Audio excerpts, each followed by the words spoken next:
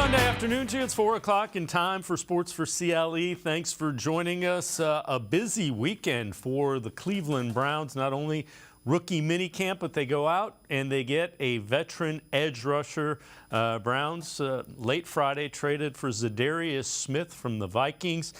Ian Rappaport takes us through how this trade got done and when they started talking.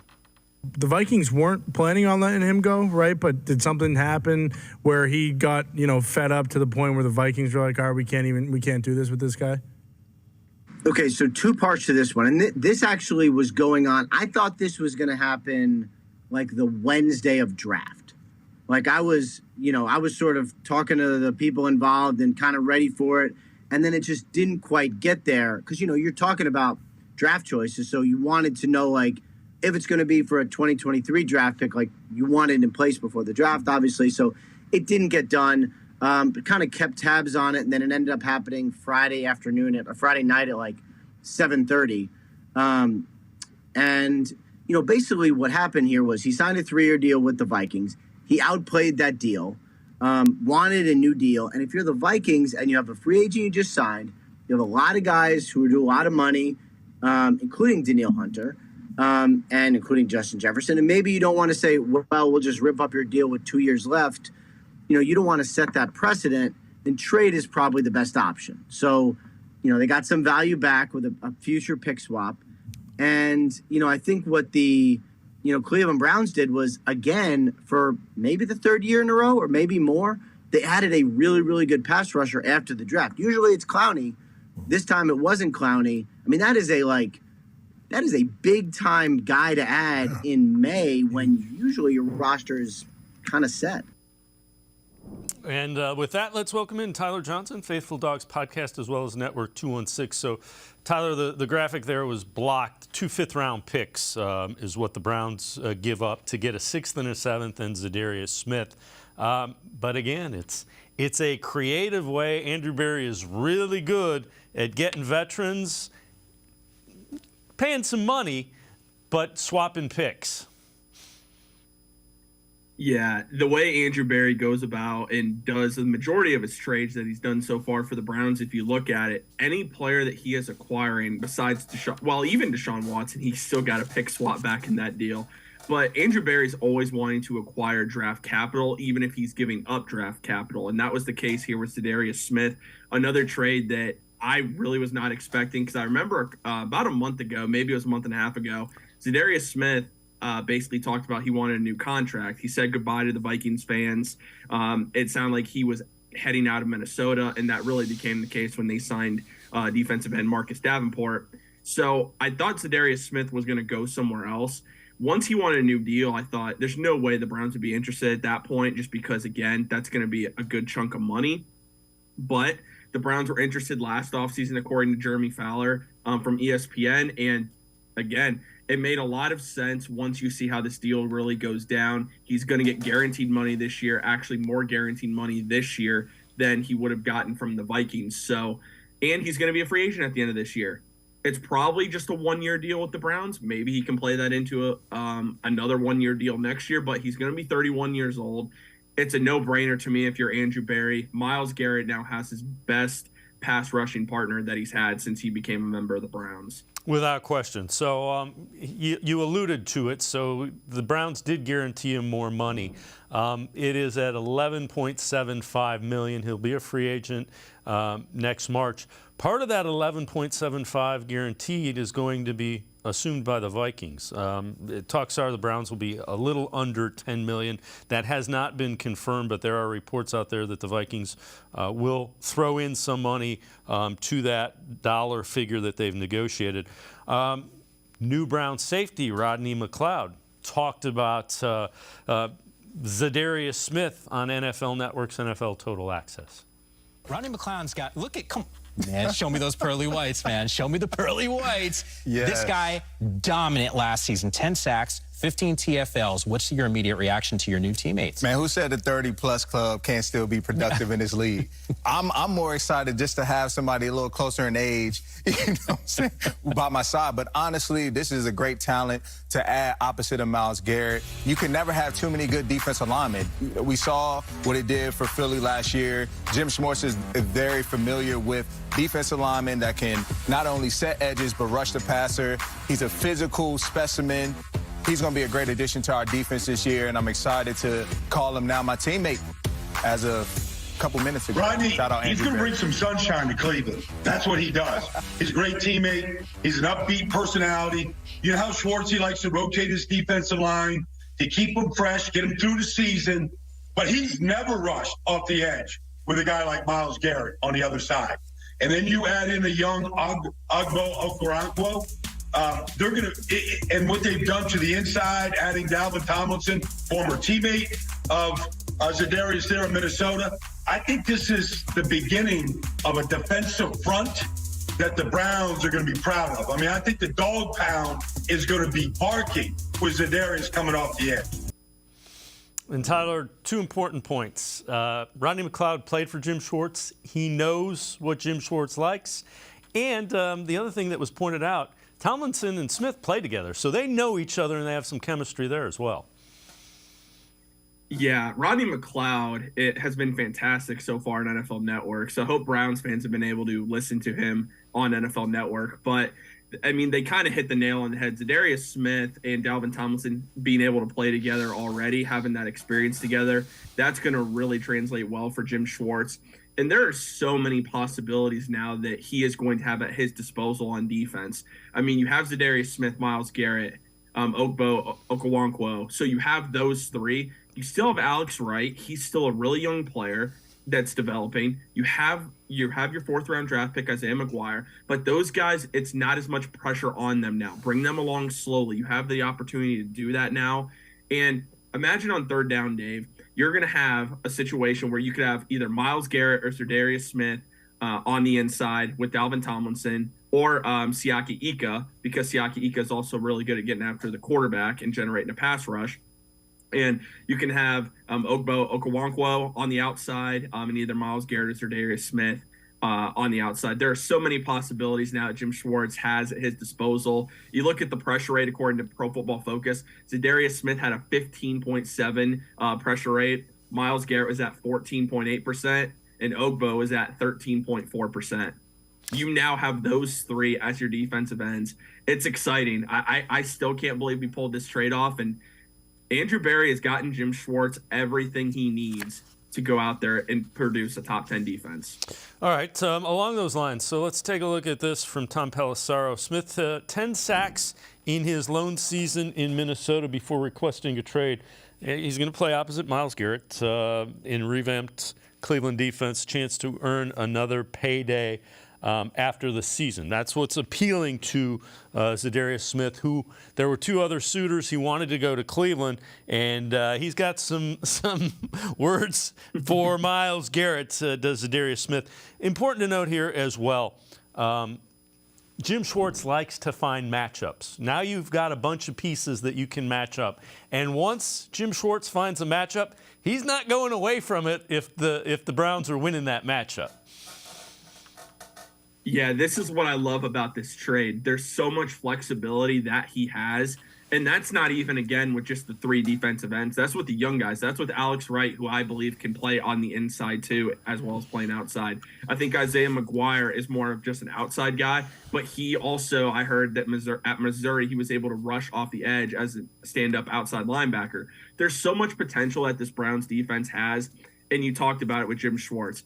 He now is going to be able to move guys all the way around, like all around the football field, and he's going to confuse offenses to the max. And what appears to Za'Darius Smith makes a lot of sense. I mean, Myles Garrett is going to make things a lot easier for him. And again, Za'Darius Smith is going to be 31 this year. So maybe he is looking for another payday after this, but keep in mind too, when he's going into free agency, he's going to be approaching 32 years old. So even though he might be looking for a payday, this could be a similar situation like we had the past 2 years with Jadeveon Clowney, where the Browns can offer him another one-year contract and have some void years into that contract. So there's a lot of potential here. And Za'Darius Smith, keep in mind, just a crazy stat that Jake Trotter shared, that he has one of 5 players to have 10+ sacks in 3 of the last 4 seasons. And Myles Garrett is one of those other players. So it's going to be a lot of fun getting after the quarterback this year for the Browns defense. I can't wait to see him take the field under Jim Schwartz, because this defense is going to look, not only player-wise, is going to look completely night and day compared to what we saw last year with Joe Woods. All right. In order to accommodate Za'Darius Smith on the roster, Browns had to make some moves, and they've waived Story Jackson and Roderick Perry. Now, Brad Stainbrook from the Orange and Brown Report tweets this out. Browns are creating room there, so there's one more roster spot to get to the 90. Hearing it's a defensive back, trying to find out exactly who it is as Andrew Berry continues to work. Again, that defensive backfield is really good, but you know Andrew Berry, he doesn't think you can ever have enough good defensive backs. Yeah, and there's one guy that came to mind for me when I saw that tweet. The guy that comes to mind is Bryce Callahan. He is a slot corner that played most recently at the Chargers. He is getting up there in age, so he's going to be 32 years old. That would make a ton of sense as far as if they are indeed wanting to bring in another defensive back. He makes the most sense because he is a designed slot corner. And I still think Greg Newsome, I do believe, can play in the slot. Emerson, I'm not as convinced about just because we haven't seen it a lot. But Cam Mitchell, the rookie out of Northwestern, can do it.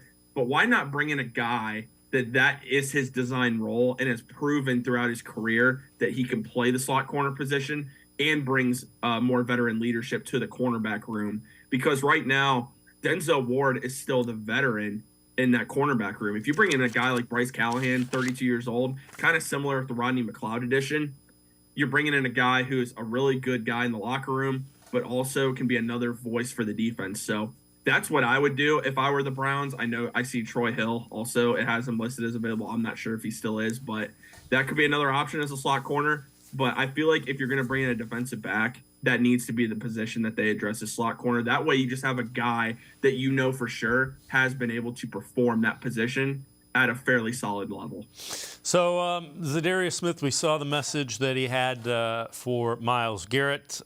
Also posted this, getting after it, working out, and he captions it, new team, stay working, hashtag dog pound. And Za'Darius Smith pushing quite a bit of weight around there. Again, positional flexibility, but it certainly seems like Za'Darius Smith is looking at this as an opportunity. Huge opportunity for him. Kind of like we talked about, he's never played like a guy with Myles Garrett. He's never played with that type of talent. I mean, now credit to Minnesota. Danielle Hunter is a very good pass rusher. I'm sure he had some of that in Baltimore and even in Green Bay with Preston Smith. They're not Myles Garrett. That's just the reality. Myles Garrett you could make the argument, is the best defensive end in the NFL. He now is going to have that opportunity. I mean, keep in mind, when your pass rush win rate is 21.8% with the Vikings, and then your overall pass rush grade's an 85.4, and now you're going to go up against PFF's number one statistical defensive end in Myles Garrett. I mean, Za'Darius Smith could have the best year of his career, and so could Myles Garrett. This could be, Dave, what wins Myles Garrett that Defensive Player of the Year award, because now he's going to be freed up to do so much more, and defenses aren't going to be able to double team him or Za'Darius Smith. Yeah, and that's been Jim Schwartz's mindset. He said it. Garrett's been really good. I got to figure out a way to make it better. This might help them do just that. Tyler Johnson and I are going to step aside, take a quick time out. Other side of the break, we'll head to the voicemail of Truth and Reason. Sports4CLE, be right back. Stay with us. The Ohio Lottery Partners in Education program recognizes role model students and teachers from across Ohio. Nominations can now be done completely online. To nominate a deserving teacher or student, go to ohiolottery.com. In the About section, find Partners in Education. There you will find links to the nomination forms. Students, kindergarten through 12th grade, can be academic all-stars. Teachers can be honored as a Teacher of the Month. The Ohio Lottery Partners in Education, where stars shine.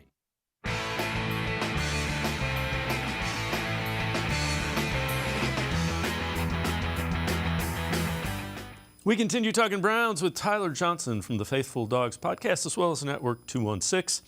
Let's head to the voicemail of Truth and Reason.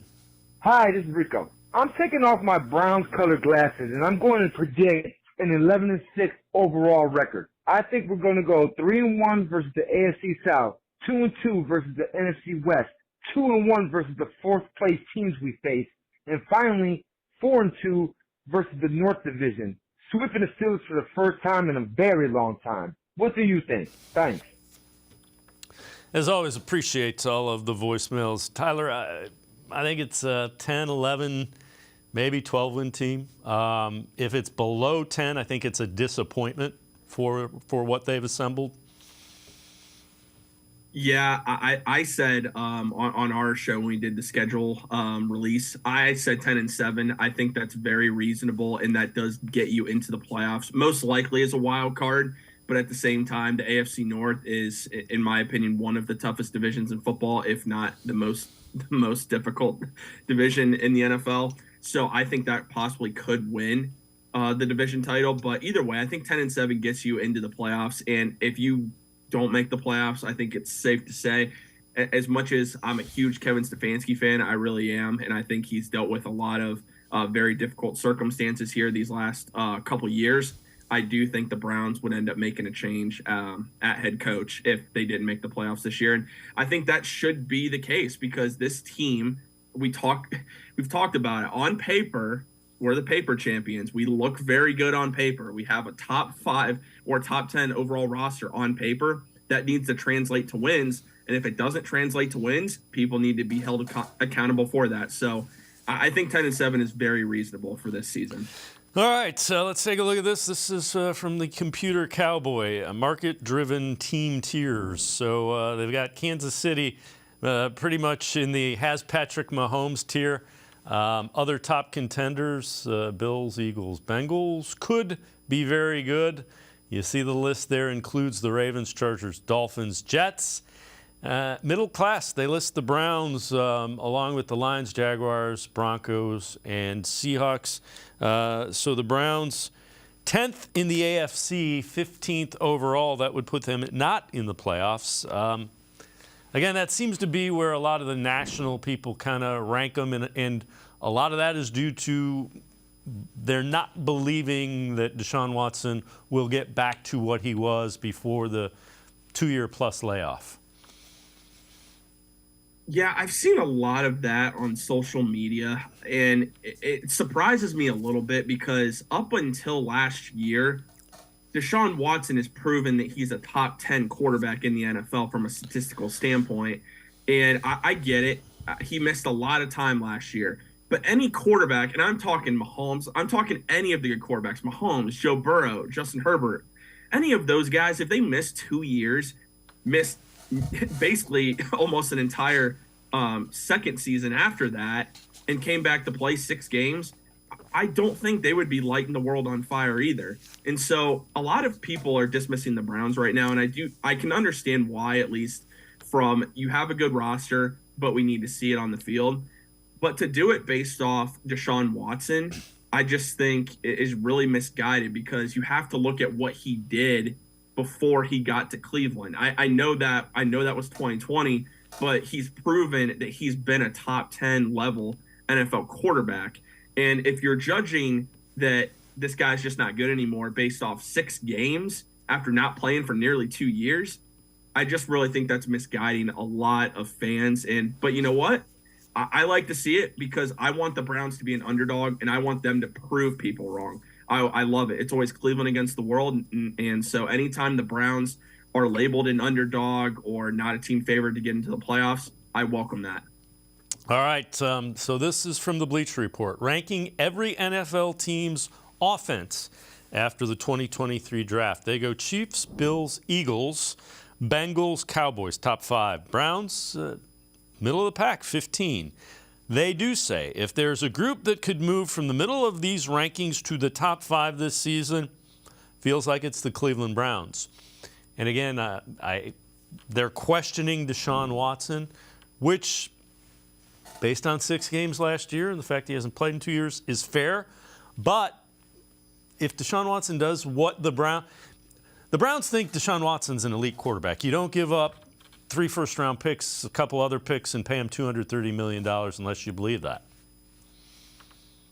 Yeah, again, it's a lot of media really doubting on Deshaun Watson bouncing back and becoming the quarterback that he was before he got traded to the Browns. That's what a lot of this comes down to, and I believe we're going to see him bounce back. The data is there that he has been an elite level NFL quarterback, and I really believe we're going to see that this year. Kevin Stefanski is really known with doing really well with quarterbacks. I mean, Baker Mayfield's best season was under Kevin Stefanski. Jacoby Brissett, statistically, his best season was under Kevin Stefanski in that short amount of time. We're going to see the best. I think we're going to see the best of Deshaun Watson this year. Look at who we added on offense. You add Elijah Moore, who was massively underused with the Jets and really forgotten about there once they drafted Garrett Wilson, and Zach Wilson just couldn't get him the football consistently.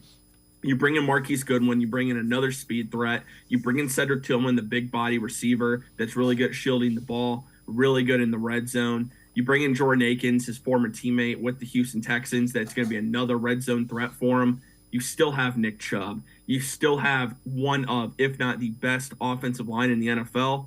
It takes time to learn a new offense when you haven't been around your team basically all season, which is what he had to deal with last year as part of the suspension. There's a lot that goes into that. So we're going to see the best of Deshaun Watson this year. And Bleacher Report and a lot of those other sites, that's the reason that we're ranked so low, is they're going to doubt Deshaun Watson. But you know what?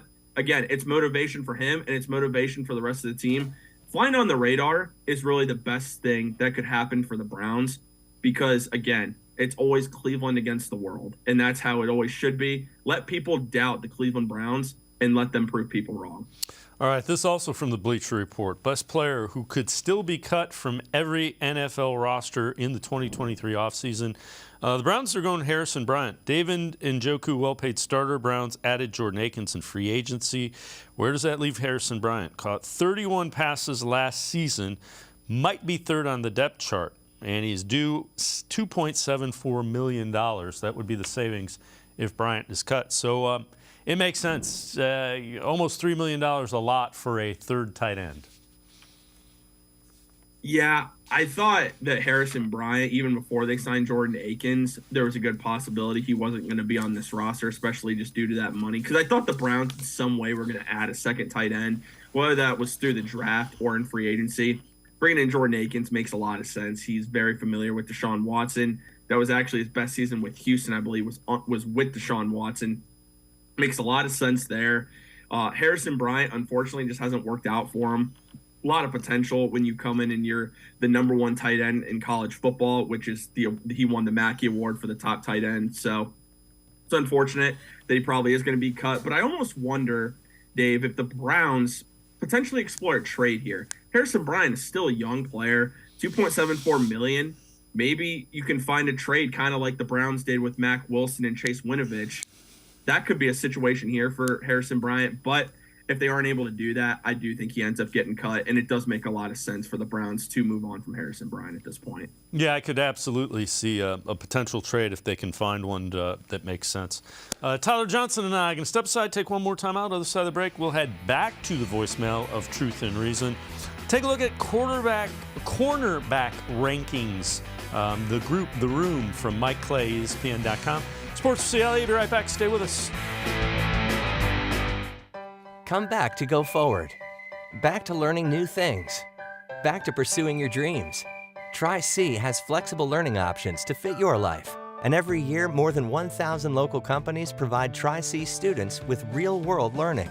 The right education can boost your lifetime earning power by hundreds of thousands of dollars.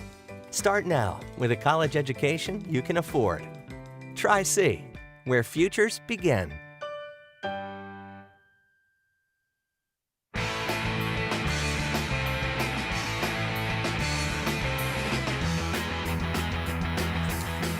We continue talking Browns with Tyler Johnson from the Faithful Dawgs podcast, as well as Network 216. Let's head back to the voicemail of Truth and Reason. Hey, Dave, Frank from Cleveland. Hey, Dave, I caught maybe a week or two ago, and I said, whatever the offensive defensive coordinator wants, Andrew Berry goes out and gets it. Once again, he proves it. They need to lock him up with the extension, whether Stefanski's still on board next year, because he's on the hot seat like a firecracker. Talent's out there. We got Jim Schwartz running the defense. He's running the offense. No excuses this year, Dave. You know it, and I know it. Okay, as always, great show. Love you, brother, and be safe. Appreciate all of the voicemails. Tyler, that was my initial reaction when they traded for Za'Darius Smith was, and they are leaving no stone unturned, and it is win now mode. It is absolutely win now mode for the Browns, as it should be. You're paying a quarterback $230 million in guaranteed money.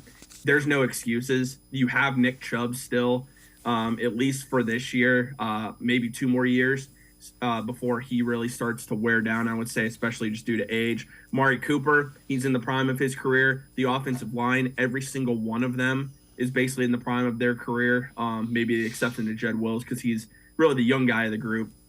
And then on defense, Myles Garrett, prime of his career, Denzel Ward, Za'Darius Smith, you name it, everyone on the defense. Like, this team is ready to go now. They're ready to win right now. And you got the weapons for Jim Schwartz, the new defensive coordinator, players that he wanted. You went out, you addressed some offensive needs that you absolutely had to address. I still think we need another running back, and I believe that does get addressed. When, I'm not sure. But like the Za'Darius Smith trade, Andrew Berry just seems to pull off moves when we least expect it. But I do agree with the caller. Andrew Berry is the one that should be extended at this point, and Kevin Stefanski is going to have to go out there and earn a contract extension. If he ends up leading the Browns to the playoffs, let's say they even win a playoff game or reach the conference finals, then you give him an extension too. But Andrew Berry is someone the Browns really need to keep around. I think the respect for Andrew Berry around the league proves that the Browns need to keep him around because he knows exactly what he's doing. He's building a roster that is a top 10. Again, we talked about on paper, top 10 roster on paper. This team is ready to win now, and I believe you have the pieces to go out and do that. You need the coaching staff to back that up, and I think the hires of Jim Schwartz, and I'm not even going to underrate the addition of Bubba Ventrone. I think that's a huge addition that we're not really talking about as much. I think those are huge moves for the Browns, and I think it's all going to come together this offseason. But yeah, Kevin Stefanski is on the hot seat. There's no doubt about that. Well, along those lines, this from the 33rd team, and those are a group of former NFL personnel and executives. And they say Kevin Stefanski is on the hot seat. Browns' early schedule, you see it listed there. If the new reality for Deshaun Watson is the player we saw at the end of last season, the first 4 games are a stretch where Cleveland could easily enter Week 5 bye with a 1-3 record. In that event, Browns could host the 49ers in Week 5 with a new coach. Stefanski is a candidate to be the first coach fired. I don't know about that, but he's got to take him to the playoffs. I mean, hot seat, there are expectations, and if you don't meet expectations as an NFL head coach, they move on. Yeah, that's the reality of the NFL and really any professional sport. You have to have results or they're going to replace you. And if the Browns are 1-3 by that point, I don't think Kevin Stefanski gets fired. I really don't see that happening. Now, and I'm hoping this doesn't happen, let's say they're 0-4, they very well could make that change at that point because then it might be inevitable that they just need to move on. But I just don't see it happening because that's just really early in the season. And I know the Browns have an early bye, and so it's easy to draw that conclusion from that as if, the Browns struggle, Kevin Stefanski could be fired. But you know what? That's also early in the season. Sometimes it takes a couple weeks for a team to really get in groove in an NFL season. But I don't think the Browns are going to be 1-3 by that point. It is an interesting conversation that will be had if that record is a losing record going into the bye week, because if we thought Kevin Stefanski's on a hot seat now, it's going to be really brutal if we're at the bye week and the Browns have a losing record. Yeah, I would agree. Before I let you go, this is from Mike Clay from ESPN.com. The cornerback rankings, the unit as cornerback. So they rank the Dolphins as 1, the Jets 2, Eagles 3, Packers 4, Cowboys, and then the Browns check in at number 6 ahead of the Chargers, Chiefs, Bills, and Broncos. And that's probably pretty fair given that, Denzel Ward has been banged up. Greg Newsome didn't have a great year, but they kind of misplayed him. You're talking about Martin Emerson, a rookie, third rounder who played really well. So 6th in the league, that's top 10. That's still elite. Oh, yeah. I think those rankings are very fair for the Browns. And if you get the best out of Newsome and Emerson, and Denzel Ward too, staying healthy, that it's one of the best cornerback rooms you can make, arguably in the entire NFL. From top to bottom. Andrew Berry, we saw it in the draft with Cam Mitchell. Like Brad Steinberg reported, the Browns still looking to add potentially another corner. He always wants to add as many defensive backs as possible. So overall, that way he has the balance potentially from top to bottom, because Greg Newsome does get injured. Denzel Ward has shown that he is injury prone. It's always good to have that depth, especially at the cornerback position. So being 6 right now, that's very fair. And I think by the end of the season, if the defense has the season we think they will, they could potentially be pushing for a top 3 spot as far as one of the best cornerback rooms in the league. Tyler Johnson from the Faithful Dawgs podcast, as well as Network 216. As always, appreciate the time and the insight. Thanks very much, Tyler. Anytime, Dave. Always my pleasure. Thank you. All right, Tyler Johnson. Make sure you check out Faithful Dawgs podcast as well as Network 216. We're going to continue talking Browns. We'll talk more about the Za'Darius Smith acquisition. Tim Bielik from the Plain Dealer, cleveland.com. Straight ahead. Stay with us on Sports4CLE. Come back to go forward. Back to learning new things. Back to pursuing your dreams. Tri-C has flexible learning options to fit your life. And every year, more than 1,000 local companies provide Tri-C students with real-world learning. The right education can boost your lifetime earning power by hundreds of thousands of dollars. Start now with a college education you can afford. Tri-C, where futures begin. The Ohio Lottery Partners in Education program recognizes role model students and teachers from across Ohio. Nominations can now be done completely online. To nominate a deserving teacher or student, go to ohiolottery.com. In the About section, find Partners in Education. There you will find links to the nomination forms. Students kindergarten through 12th grade can be academic all-stars. Teachers can be honored as a Teacher of the Month. The Ohio Lottery Partners in Education, where stars shine. I am powerful beyond my wildest imagination. I will define my future. I will keep challenging myself to improve. Because I am a future leader of this great nation. I will be responsible for raising a beautiful family. And educating not only my generation, but many more to come. I will make a difference in my community. And I will stand up for what I believe in. I will not settle for simply chasing my dreams. I will achieve them. Because I was given a chance. An opportunity. A home. At Family, Career, and Community Leaders of America. The ultimate leadership experience. FCCLA has been one of the greatest experiences of my life. It's made me who I am today. Join us. We'll build a new future together.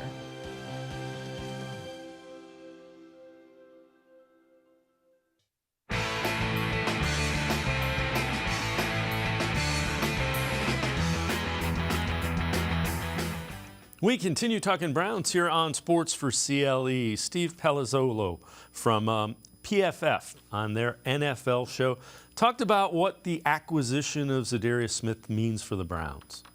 I think this is a potential home run for the Browns. It's not going to add 3 wins to their team or anything like that, but is a sneaky good move. Za'Darius Smith over the last few years, he was hurt most of 2021. But in 2019 with the Packers, 88.8 pass rush grade. 2020 with the Packers, 84 pass rush grade, and then last year with the Vikings, 85 pass rush grade. Za'Darius Smith in his last 3 full seasons has been one of the most valuable edge defenders in the NFL. And he also moves around. He's got a lot of his pressure standing up over the B gap, rushing against guards and all that stuff. That was about 50% last year. Yeah, so his ability to move around the defensive front opens up for a pass rush package that has Myles Garrett on one side, Obo Okoronkwo, who's more of a true edge, but he's linebacker size, basically. He can move around a little bit, and Za'Darius Smith, as guys to create mismatches. And here is Jack Duffin tweets this out about that, moving him around. So he played 822 defensive snaps last year. Only 26 of them were from the defensive tackle position a year ago. 1 or 2 snaps per game is what they're talking about. Again, Jim Schwartz will find a matchup, and there may be 7 of them one game if Jim Schwartz likes the matchup with Za'Darius Smith. There may not be any. Let's welcome in Tim Bielik, cleveland.com, as well as the Plain Dealer. It just gives Jim Schwartz the ability to find a weakness on the opposing offensive line and just continue to exploit it. That's what makes him one of the better defensive coordinators in the last couple decades. I mean, his background is based on creating, a disruptive pass rush, having multiple guys you can throw at the quarterback. Even though he doesn't blitz a lot, he usually wants to get pressure with 4 guys. And that's why I think this trade for Za'Darius Smith really, emphasizes that even more, because now you have a situation where you have much more proven depth up front. You have a guy in Za'Darius Smith who's a 3-time Pro Bowler without playing next to Myles Garrett, who, by the way, is going to play next to Myles Garrett this year. Brown signed Obo Okoronkwo in the offseason, a guy who's been in the league for a few seasons, showed he still has some upside, after getting some starter reps last season with the Texans and doing very well there. It just creates a lot of versatility and a lot of options. And now if you're the Browns, you have 2 guys in Garrett and Smith who could potentially kick inside in pass rush situations on 3rd downs. You can really create a lot of havoc. And if you want to look at the blueprint of where Jim Schwartz might want to take this defense, look no further than the Eagles last season, the team he was a defensive coordinator for, for I think about 5 seasons. And that defense had, I think, 70 sacks last season in the regular season. Yeah, and again, it's a matter of keeping guys fresh so that the defensive line stays fresh, the offensive line is a little bit more winded, and when you've got the speed and quickness, you can exploit that. So rookie minicamp was going on when Andrew Berry pulled off this trade. Listen to what some of the rookies on the defensive side of the ball thought about the acquisition of Za'Darius Smith. For me, it was definitely exciting. Me being a rookie coming in, having the opportunity to learn from a great vet such as Darius, as well as the other people in the room, is truly an honor and a blessing. I'm excited to learn from those people, pick their brains, and just improve overall. I'm excited, real excited. Where for what I want for myself in the future. So, seeing someone like that, and also being able to, like I said earlier, to learn from someone like that, I'm real excited. That's exactly what I said, just like, that coverage is just going to go down, just not just for me, but for all of us, what I'm saying? It's going to help everybody, all 3 levels of defense. How did you learn about the trade? I was just scrolling on Twitter, and I saw it. I was like, okay, nice. So do you know, like, when you hear Za'Darius Smith, do you have an image of what kind of player he is? Yeah, I've seen him, 3-time Pro Bowler, big old dude. I can't say I watched too much film on him, but, you don't just go to Pro Bowls, so, it means something. And Tim, that's kind of the MO of what Jim Schwartz wants to do. Make coverage a little bit easier by not giving the quarterback as much time. If you're going to put a nutshell of what his defense is, pressure on the quarterback, create havoc at the line of scrimmage for both the line and the receivers. What those great defenses usually do, they usually have waves of pass rushers they can send at the quarterback at will. And I think, like I said, with Za'Darius coming in, it gives you another proven veteran who's played at a high level the last few seasons. Of course, last year probably could have more sacks if he doesn't have a knee contusion. Didn't play in 2021. He had a back surgery that season. But, the track record for Za'Darius Smith speaks for itself. And again, the way it benefits the rookies, coming into the team, especially guys like Isaiah McGuire, is it doesn't force them to have to play until they're ready. And I think that's a very underrated part of this whole thing, is now you have 3 proven veterans who have done it in the NFL, who've had success in the NFL, albeit to varying degrees. I mean, Garrett and Smith have done it at a higher level than Obo Okoronkwo, though Okoronkwo certainly has, the potential to be a quality starter, even if it's not this year, maybe it's next year or 2 years down the road or something like that. But it takes a lot of pressure off those young guys, and it doesn't make Jim Schwartz have to rely on those younger players as well, that, he could just turn to these 3 veterans as long as they stay healthy and trust that, if these guys are able to play the vast majority of these games, they should be able to have a pretty good pass rush. All right, let's take a look at this. This is from Jack Duffin, Orange and Brown Report. In 2022, there were 88 edge rushers with 250 or more pass rush snaps. Here's their ranking in their pressure rate, the pressure win rate. So Za'Darius Smith was 9th with a 15.2 win rate. Myles Garrett 10th, 14.9, and Okoronkwo 22nd, 13.4. CBS Sports goes on to grade it as an A-plus trade for the Browns. Sure, the Browns could lose Smith after a year, but they get a compensatory pick for next year's draft. Should Smith sign elsewhere, regardless of what happens next year, Browns gave up little, a couple of fifth-round picks and some pick swaps, to get a Pro Bowl caliber player who can help them win now. Two things about the pressure win rate. That's ridiculous in a good way for the Browns. And they're in win now mode. Yeah, I mean, it's pretty clear. I don't know if Andrew Berry would ever be all in, but this was about as all in as I think Andrew Berry is going to get. I think he understands, it's time to go win football games. It's time to go deep into the playoffs, win maybe one, at least a playoff game, maybe win two, and then put yourself in the AFC Championship game, possibly, especially if Deshaun Watson looks like Houston Deshaun Watson. If that's the case, then, this team certainly has the potential to compete with anybody, I think, in the AFC. And clearly the AFC is just such a strong conference, so that it makes sense, especially given the caliber of quarterbacks, that they need to go get another guy, another proven edge rusher who could really create some havoc opposite Myles Garrett. And I think, they pointed out in that trade grades article that was a big issue last year. Was Myles Garrett was great, but the rest of the defensive line outside of him just couldn't get any pressure. Jadeveon Clowney really didn't get a lot of pressure. Alex Wright looked too raw, really struggled as a rookie, showed that he was very raw and still needs some work to his game. And there was really nothing to speak of from the interior. So now, in the span of an offseason, they've signed Dalvin Tomlinson to help with the run defense. They've signed Okoronkwo as a potential starter, and then they've traded for Za'Darius Smith. I mean, Andrew Berry, just when you look at the defensive line alone, it's clear he is not messing around this offseason. Tim Bielik and I are going to step aside, take a quick time out. The other side of the break, we'll head back to the voicemail of Truth and Reason, plus one thing we learned about each team. So we'll take a look at the Browns in 2023. That from CBS Sports. Sports4CLE, be right back. Stay with us. The Ohio Lottery Partners in Education program recognizes role model students and teachers from across Ohio. Nominations can now be done completely online. To nominate a deserving teacher or student, go to ohiolottery.com. In the About section, find Partners in Education. There you will find links to the nomination forms. Students, kindergarten through 12th grade, can be academic all-stars. Teachers can be honored as a Teacher of the Month. The Ohio Lottery Partners in Education, where stars shine.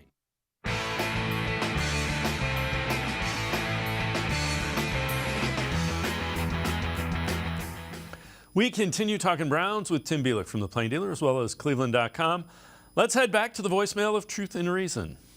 Hi, this is Rico. Since Stefanski has been here, we have averaged about 63.7 plays per game. Now, that is about the middle of the pack, but last season we averaged 66.3, which is a top 6 average.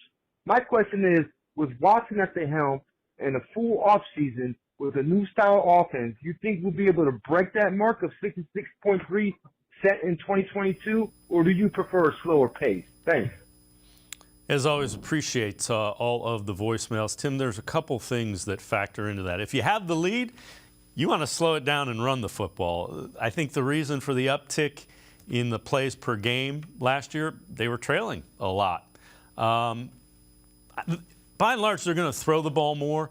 Throw the ball to get ahead and be explosive. Run the ball to run out the clock. That, if you're drawing up a perfect scenario for what Deshaun Watson and Kevin Stefanski's offense is going to look like, that would be it. Yeah, and I think the other big factor in this also is, if you have a better defense that can get off the field more often on third down or turn the ball over, in either case, you're giving your offense back the ball and then they get more opportunities for more plays now. When I look at this offense, I do think, that is a great stat that caller pulled out. So I got to give, props for that 100%. But I do think, they should be willing to, go up and run a similar number of plays. Again, you have a quarterback who's proven he can be elite. If he's at that elite level, I think as much as you want to run the clock on some cases, I think you want to keep giving him opportunities. And the way the NFL works, when you're at your best as an offense, when you're aggressive, when you're going after opposing defenses, and you're never letting up for 60 minutes, and that extra pass could always be the next big play Deshaun Watson makes, especially considering the additions that Andrew Berry has made on that offense. With Elijah Moore and Marquise Goodwin coming in the offseason, Cedric Tillman in the draft. There's more weapons on offense. If Deshaun Watson is who you think he is, they should be more willing, not only to run a similar number of plays, but also be willing to go up tempo and, keep putting the pressure on opposing defenses. That would, without question, that would be the goal. This is from CBSSports.com, Cody Benjamin. One thing we learned about each team in the 2023 offseason. For the Browns, they're prepared to pivot to a pass-heavier script. Kareem Hunt is out as Nick Chubb's relief, at least as it stands now. In the backfield, two notable names, Elijah Moore, Cedric Tillman, have been added to the wide receiving corps, headlined by Amari Cooper and Donovan Peoples-Jones. You could add Marquise Goodwin to that name. They want to be more explosive. That's the bottom line. That was the biggest problem with the team last season. They had very few explosive plays last season. Obviously limited in the first 11 games because you have Jacoby Brissett, who's very good backup, but never going to be a guy who wins with explosive plays. So obviously adding those guys like Elijah Moore, Cedric Tillman, Marquise Goodwin, that's all about adding explosive plays to this offense. And if you have a quarterback in Deshaun Watson who is very good with the deep ball when he's on his game, can put up big numbers, big points, it makes a lot of sense to go to a more pass-heavy type of offense. And especially also when you look at the personnel at running back, right now it's basically Nick Chubb and Jerome Ford at running back. Kareem Hunt's not on the roster anymore. Dearness Johnson left in free agency. So and they really didn't address running back in the draft. They signed a guy out as an undrafted free agent, but that's really all they've done there. The only thing missing to me is finding a running back who can catch the ball out of the backfield. Maybe Nick Chubb can do it. Maybe Jerome Ford can do it. We don't know. That's really the only thing I think for me that's missing. Otherwise, they have all the ingredients to run one of the better passing games in the NFL. It just comes down to Deshaun Watson looking like Houston Deshaun Watson. Yeah, that's going to be, I hate to sound like a broken record. The way Deshaun Watson plays will likely define how successful the 2023 season is. This again from Mike Clay from ESPN.com. He's ranking the offensive line units in the NFL. Eagles number 1. Browns number 2, Lions 3, Ravens 4, and Chiefs 5. So, again, that offensive line ranked, as it has been for quite a while, ranked among the best in the NFL, and it likely should be. Yeah, it's been a reason this team's had the success it's had, the last couple of seasons on offense. That's why it's been able to be so effective in the running game and creating lanes for Nick Chubb. And, Bill Callahan obviously deserves a lot of credit also for continuing to develop these guys. They say he's one of the best offensive line coaches in all of football for a reason. And he gets the most out of these guys. This is a group that's been together for a long time. Obviously, a couple seasons.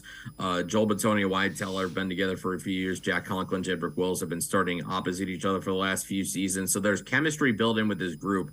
And obviously Ethan Posick coming back, probably going to be the starter again next season. So this is a group that's got talent and chemistry behind them. And I think those are things that you can't value enough when it comes to an offensive line. If you have a group that's got togetherness, that know how to play together, that understand, when they have to kind of pick up for one another in a certain way, it just makes everybody's life on offense easier, because you need that offensive line to protect the quarterback, and you need the offensive line to open the holes for the running backs.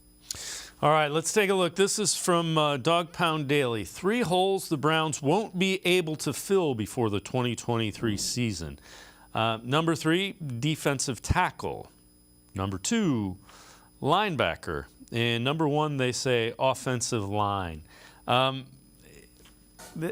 went out and got Tomlinson, and you took Ika, you've got Hurst, you've got Hill. You've got everybody that's back last year that they were forced to start in Elliott, Togiai, and Perrion Winfrey. So you're looking for a guy to step up. And instead of looking for 2 guys a year ago, you now have 2 veterans and 3 young guys. And I think the thought process is at this point in time, we think one of those guys will be able to do what we need them to do. I think they think linebacker's going to get better just because they improved the defensive tackle so well. And the offensive line, I don't see that as a hole they need to fill. I don't want to say I disagree, but I don't see the priorities there. I'm concerned about, a veteran running back. Yeah, I think that's really the only question left on this roster is, who would be, the third running back on this team right now. They really don't have one. And I have to agree with you on the offensive line. I think is already kind of set, especially after they drafted DeJuan Jones and Luke Whippler. I know those are supposed to be guys for down the road that ideally, if we don't see them this year, that's the best case scenario for the Browns, that they're developing behind the scenes, that they could be starters potentially down the road. But, this offensive line, we knew it was set coming into this portion of the offseason. No reason to think it was going to change. And I think, there's no reason to think they need to fill anything. Linebacker, I understand the reasoning. No linebacker is going to look good against a bad defensive front. Bobby Wagner would have struggled behind this defensive front in his prime, and Bobby Wagner is probably going to the Hall of Fame as a linebacker. You need to have the defensive front intact, and they need to be good to open holes for the linebackers for the Browns, especially since they're smaller, faster, quicker guys that they have at the position. Defensive tackle, I don't necessarily agree that it's a hole they won't be able to fill. I mean, there's still guys out there. I mean, yeah, Matt Ioannidis is still available. Shelby Harris is still available. There's some veteran defensive tackles there that the Browns don't feel comfortable with who they have. And even if they do, but maybe you still want to have insurance just in case, they want to make sure they're continuing to create more competition, continue to push their draft picks, push Perion Winfrey, push Siaki Ika, push, whoever else on the roster. Those are guys that they could still be able to get, I think. Tim Bielik and I are going to step aside, take one more time out. Other side of the break, take a look at the overall roster. Just how good is this Browns roster? Sports4CLE, be right back. Stay with us. Come back to go forward. Back to learning new things. Back to pursuing your dreams. Tri-C has flexible learning options to fit your life. And every year, more than 1,000 local companies provide Tri-C students with real-world learning. The right education can boost your lifetime earning power by hundreds of thousands of dollars. Start now with a college education you can afford. Tri-C, where futures begin.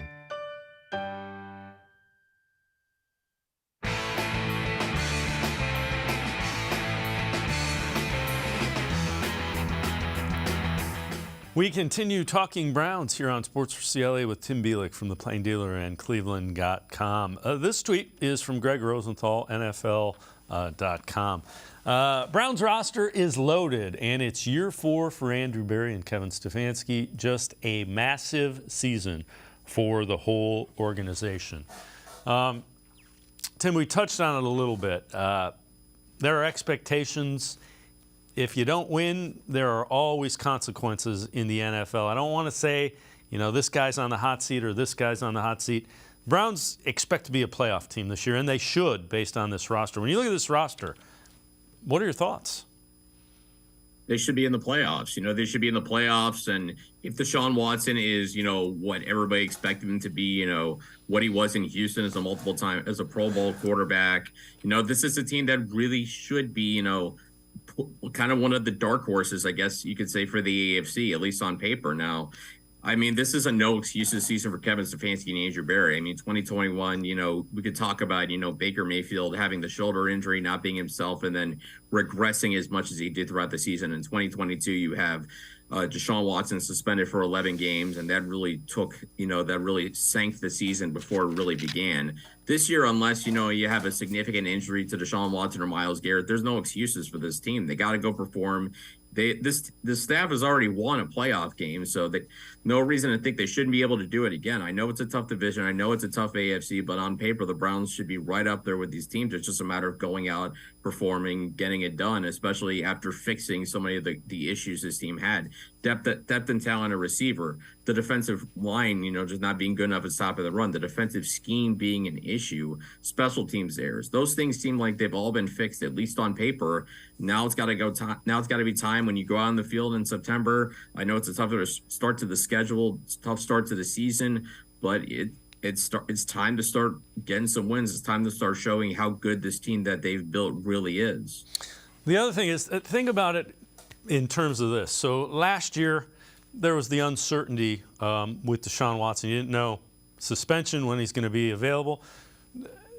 When they found out it was 11 games, there were moves that they could make, and they didn't. And they probably didn't because they realized 11 weeks with a backup quarterback, it's going to be an uphill battle to make the playoffs. This year, they expect to be a playoff team. Every move they make says, we expect to be a playoff team. Yeah, I mean, this is Andrew Berry loading up as much as everyone feels like he can load up, making all these moves. It just comes down to the players on the field performing the way that they're capable of playing. Deshaun Watson looking like I said, the Pro Bowl quarterback that he was before the off-field stuff happened, before the off-field stuff came to light.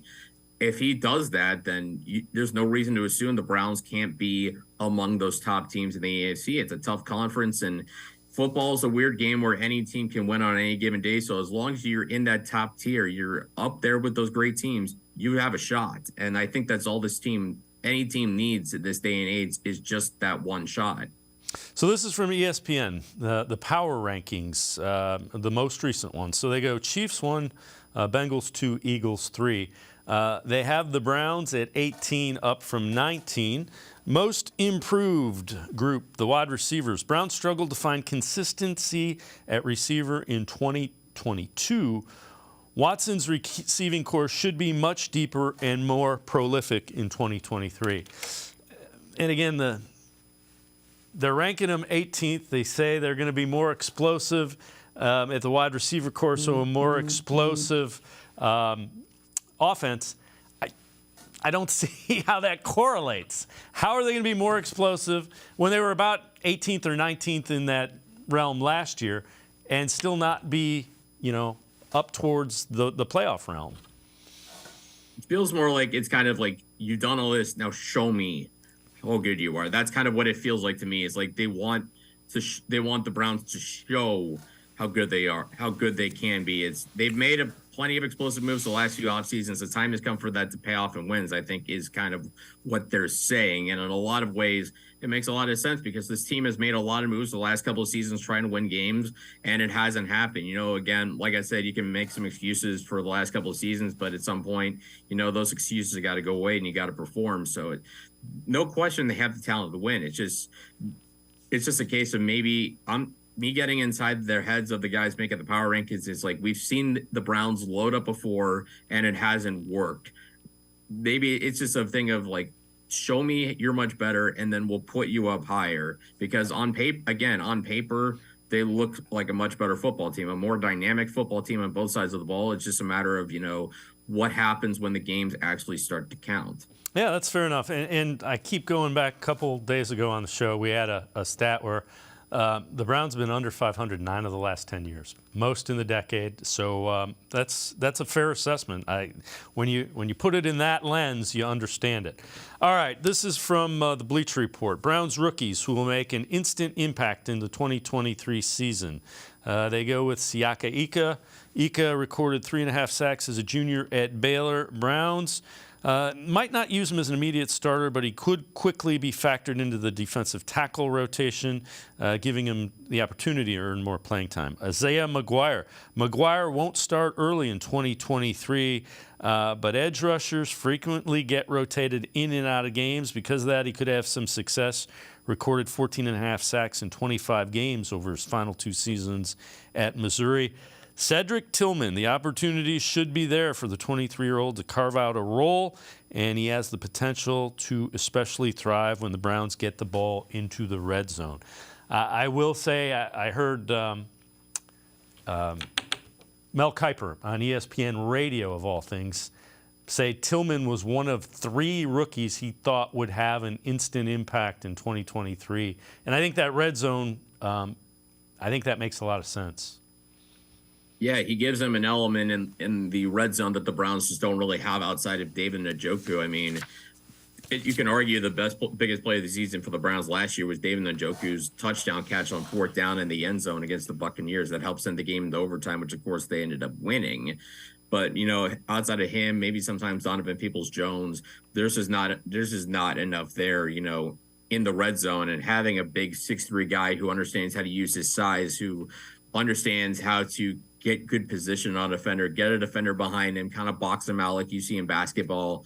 I think that's an underrated tool. And based on that, you can obviously understand why they took Cedric Tillman instead of the speed guy we kind of been, you know, hinting then looking at, you know, that this team might have taken, you know, in the months leading up to the draft. And it makes a lot of sense that, you know, he could get in, because if this offense is going to throw as much as it is, then you might see guys, you know, coming in and out of the game, especially, you know, if they go full receiver sets, 5 receiver sets in 2023. So having, you know, 6 guys who can play, and, you know, also accounting for potential injuries, which, you know, are going to happen. It's just a question of, you know, who and how long and how significant those injuries are. Excuse me. But it's just, I think Tillman's got the potential to certainly be a very talented contributor right away. You know, may not get a lot of opportunities because of who's in front of him, but he should show flashes, I think, of what he's going to be, you know, going forward. Tim Bielik from the Plain Dealer, as well as cleveland.com, as always. Appreciate the time and the insight. Thanks very much, Tim. You got it. Thanks for having me, guys. Have a good day. Tim Bielik, make sure you check him out. Pages of the Plain Dealer, as well as cleveland.com. That's going to do it for this edition of Sports for CLE. We'll see you back here tomorrow at 4 o'clock. Have a great night, everybody. See you tomorrow at 4 on Sports for CLE.